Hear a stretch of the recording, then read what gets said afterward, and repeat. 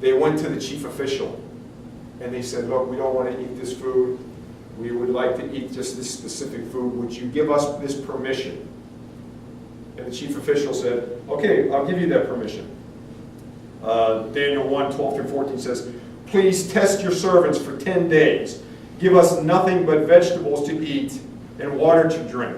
Then compare our appearance with that of the young men who ate the royal food, and treat your servants in accordance with what you see. So he agreed to this and tested them for 10 days. At the end of the 10 days, they looked healthier and better nourished than any of the young men who ate the royal food. Amen. Instead of making a public protest, Daniel honored authority and he created a plan. You can't stand out in the wrong way. If you stand out in the wrong way, it's not what the Lord wants, and the Lord will not bless. You have to follow protocol. You have to follow authority. Wisdom to stand out in the right way. Wisdom to stand out. When the kids were younger, the neighborhood that we lived in, there was a whole bunch of young kids in the neighborhood. And, of course, our front driveway and our lawn was filled with kids, football and frisbee, and they all congregated. And it was a very family-oriented, this is 25 years ago, very family-oriented neighborhood. And, one kid would have a birthday party, so we'd all tramps down on a Saturday and have the birthday party. And, of course, the alcohol started flowing. At Christmas time, we'd have a Christmas party. I mean, Santa even came into the neighborhood on a fire truck. That's how many people were around. And we had some great times together.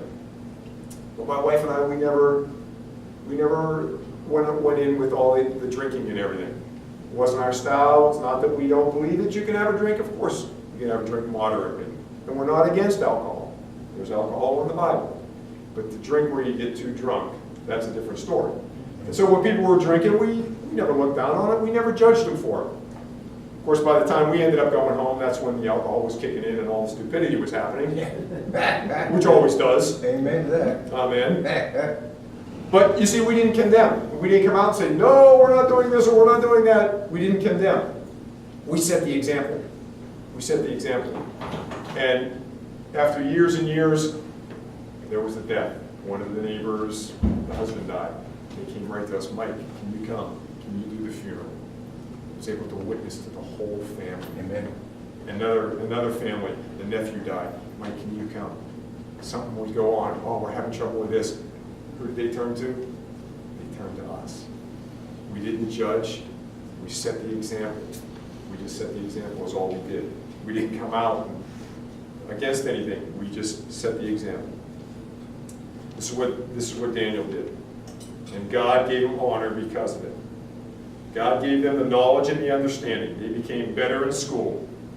Daniel could understand visions and dreams. Daniel 1:19 says, the king talked with them, and he found none equal to Daniel, Hananiah, Mishael, and Azariah. Daniel and his buddies, they simply blended in. If they simply blended in, nothing historic would have happened. Nothing spiritual would have happened.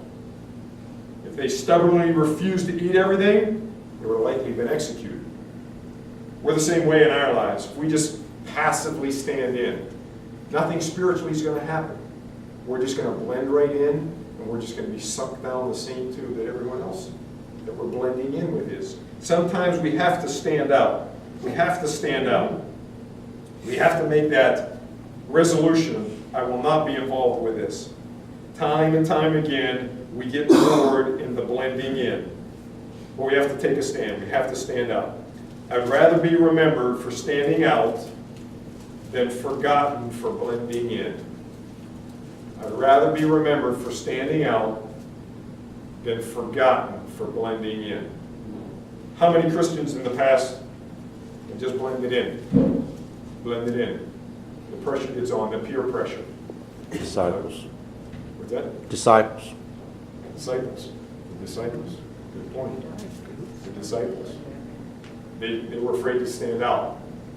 When Jesus got arrested, they blended in. They didn't want to stand out because of persecution. We need to take our stand against the devil's schemes. We need to put on the full armor of God, so when the day of evil comes, we can stand.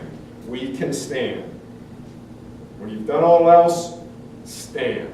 Stand for what you believe in. Stand. If you don't know what you believe in, then you got to get more in the Word. We have a Wednesday night Bible study that starts at 7. We have devotions over here that we give out. Daily devotions where you can turn to maybe a 2-minute read, just a little thought for every day, just something to help you get through, help you to stand against the devil. Guys, I got to tell you, the devil is strong. The devil's strong in our country. Okay, we're looking at stuff when we were kids we wouldn't think of. You know, homosexuality when we were kids, it was unheard of. You know, very, very rarely would you heard of it. I remember driving by, you know, like an X-rated building, you know, that sold the tapes and stuff. Somebody coming up, people yelling, "You pervert!" Now, you don't go to them and you're the pervert. The devil is strong in our country. We need to be able to put on the full armor of God because the devil's attacking. He's on the attack. We need to be able to put on the full armor of God to stand. To stand, or we just blend in. Would you stand with me this morning? Again, like I said, I'm bringing this message to 12 to 15-year-old kids in Cuba. These are kids that grew up in the church.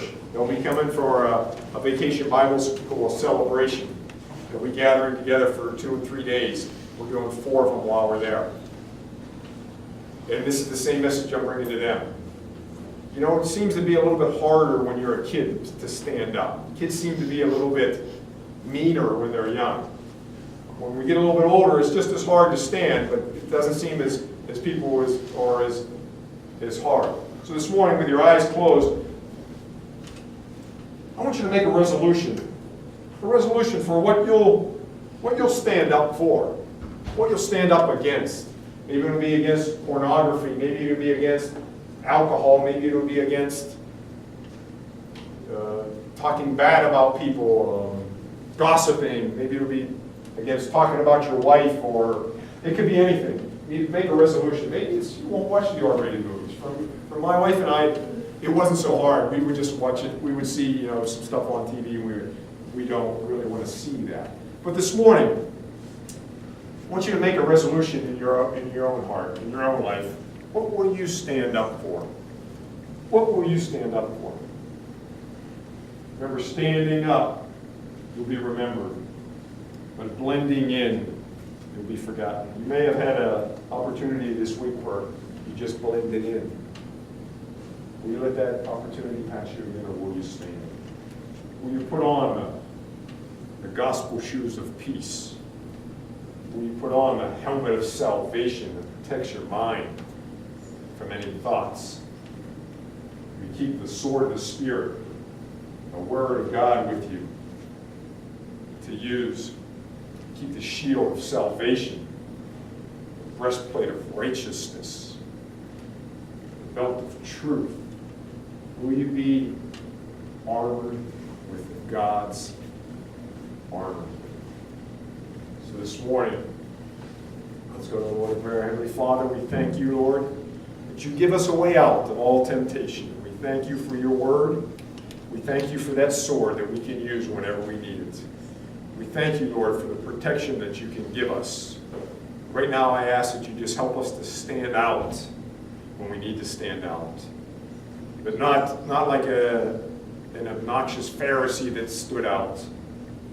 But we stand out in the right ways, Lord. We stand out in the right ways for you, Lord.